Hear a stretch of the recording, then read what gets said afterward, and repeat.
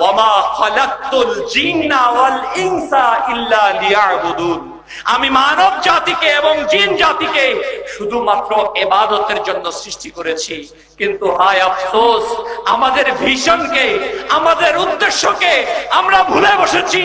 আমরা আল্লাহর রাস্তায় সফর করা ছেড়ে দিয়ে দুনিয়া কামানোর জন্য সফরে ব্যস্ত হয়ে গেছি।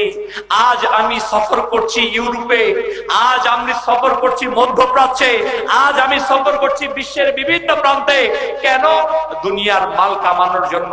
যদি বলা হয় ভাই মাদানী কাফেলাতে চলুন, দ্বীনের দাওয়াতের জন্য চলুন, মেহনতের জন্য চলুন, আমাদের কাছে সময় নেই। বলি ভাই পরিবার আছে, ব্যবসা আছে। প্রিয় ভাই, আপনি আমি কতদিনের পৃথিবীতে থাকবো? এখানে কি চিরদিনের জন্য এসেছি? যদি কিয়ামতের ময়দানে ইমামে আলী মাকাম, ইমামে আরশ মাকাম, ইমামে হুমাম হযরতে ইমাম হুসাইন রাদিয়াল্লাহু তাআলা আনহু আপনাকে আমাকে জিজ্ঞাসা করে, হে আমার নানা জানের উম্মত, হে আমার আশিকের দাবিদার,